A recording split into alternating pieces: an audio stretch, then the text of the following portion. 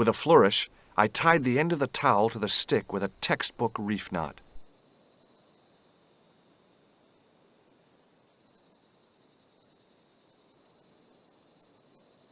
I could see that crack would make a good anchor point.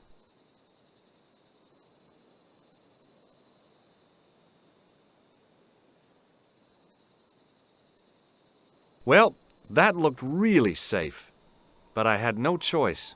I hadn't anticipated going mountaineering when I'd come to Syria.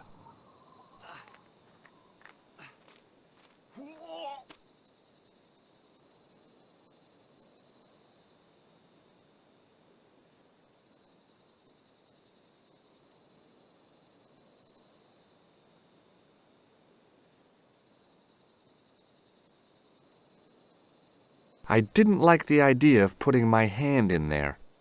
But there was something in there. A metal ring, as wide as my hand.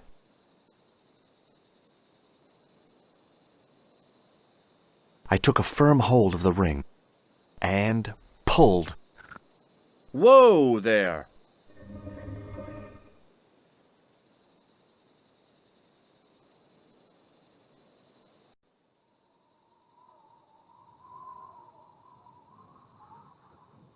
Around the corner, I found the corpse. Oh my God. Klausner? Large as life and twice as dead.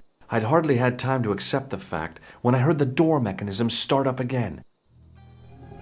Oh man, no! The door had slammed shut, trapping me. I had a bad feeling about how Klausner had died.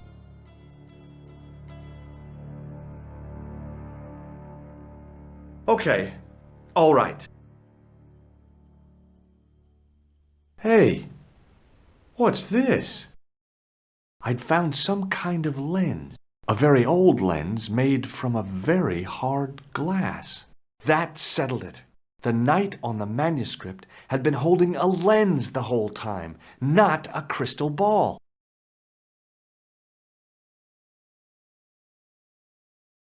I couldn't think of anything to do with the statue, apart from scaring small children with it.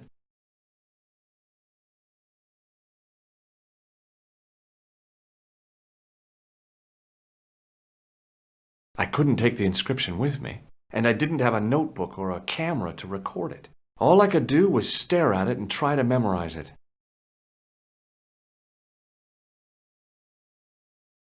In accidenta cita est in hora mundi. Okay. That would have to do. The mouth's opening. It must be Ultar. My God, if he comes in, we'll both be trapped. Ultar! Don't come in! It's a trap! Stay where you are! You! Hello, Mr. Stobbart. We meet in the most unusual places. Please, do not make any sudden moves. I have no desire to maim you.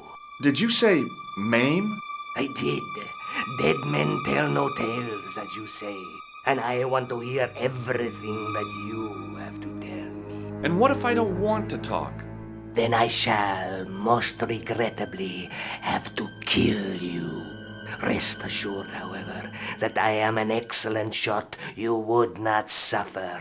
Oh, that's good. Believe me, I'm really assured. It is rather dark in here.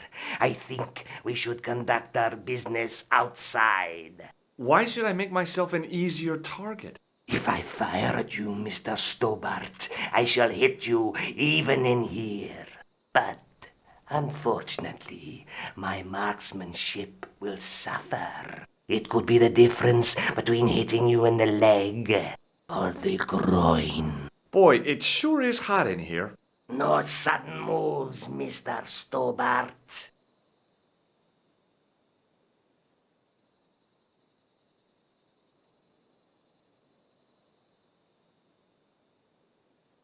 Now then, where shall we start? How about being bosom buddies and you putting that gun away?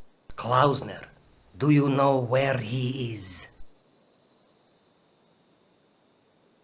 Yep, he's dead. Just around the corner of the cave. You want to look?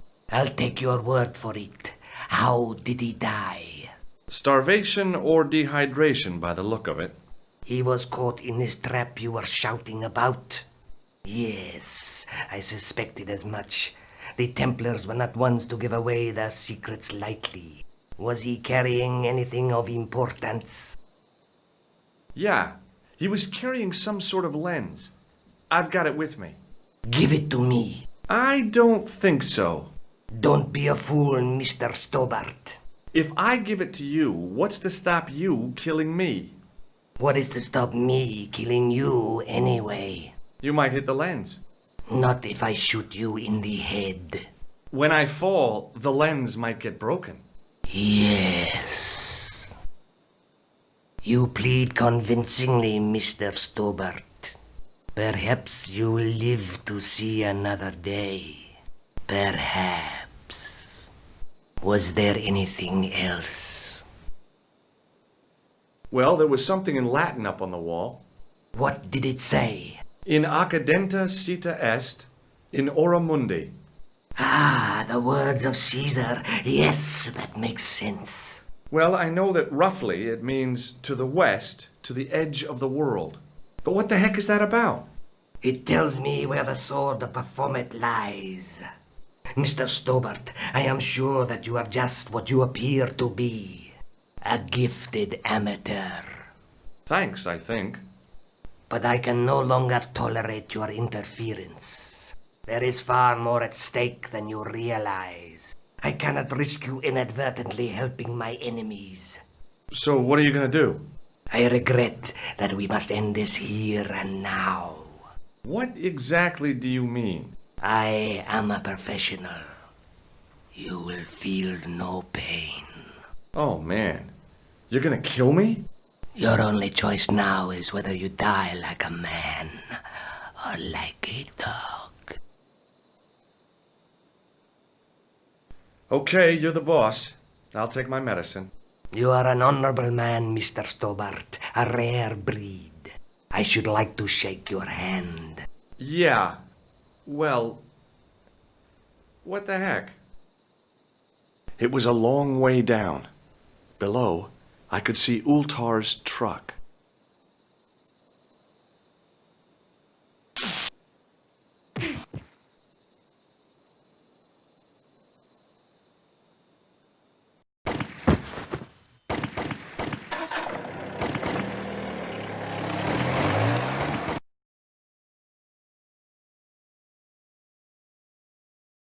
Luckily, the canopy on Ultar's truck broke my fall. Thank goodness for that. The worst part of the experience was Ultar's driving. What about the lens? Is it still in one piece? Oh, yeah. Well, it's good to see you again, George. Really?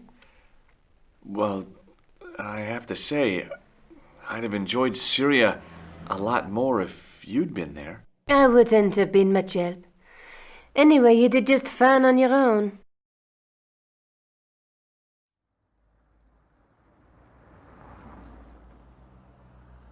Have you any idea what this lens might be used for? As a magnifying glass, obviously. I'm sure you'll find it very useful. I'll be back as... Okay.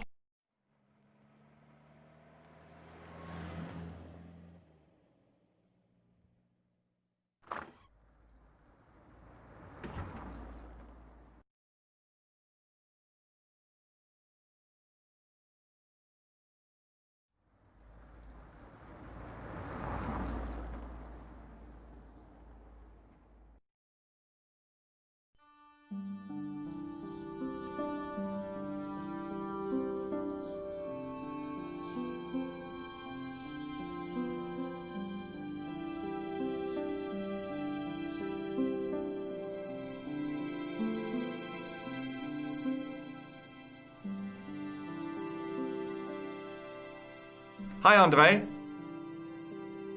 Hello, Georgie. What's with the long face? Haven't you heard? The tripod was stolen. No kidding. I just don't get it. So many other treasures, and the thieves choose the tripod. A modern-day alchemist, perhaps? Who knows? There's no shortage of crazies in Paris. Hey, I visited Nicole's apartment. Yeah, she told me you came by. Ooh, quite a fine Georgie boy. I didn't expect anything quite so sexy. I hope you're referring to the manuscript. Oui, of course. Where have you been? Nicole said you were away. I just returned from Syria. Syria? On the trail of the Templars? It's a long story, but I found the bull's head. It was referred to on the manuscript, remember? Yes, what is it? A secret cave built into a high cliff face. In the cave, I discovered a map bearing a phrase in Latin. In occidenta cita est in ora mundi. The island of Britain. Lies at the edge of the world, to the west. Strange. That map seems to contain a series of pointers. Like I said, it's a treasure map. What can you tell me about Philippe le Bel? He was responsible for the extermination of the Knights Templar.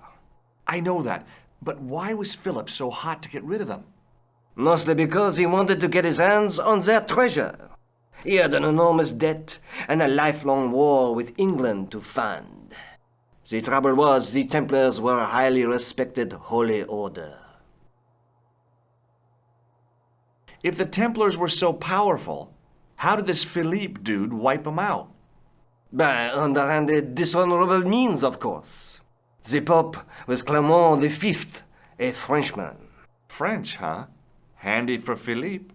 Fate had nothing to do with it. He was Philippe's puppet, planted to further his political ambitions. Philippe wanted the wealth of the Templars and used Clement to get it. So what was Philippe's plan? What happened? Sealed orders were sent out all over France, not to be opened until the appointed day. That day was Friday, July 13th. That's the origin of our superstition regarding that date. At dawn, throughout the whole of France, the Templars were arrested. It was the biggest bust in the history of the world.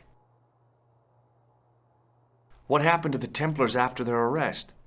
Philippe was out for blood, so he handed the Templars over to the Inquisition.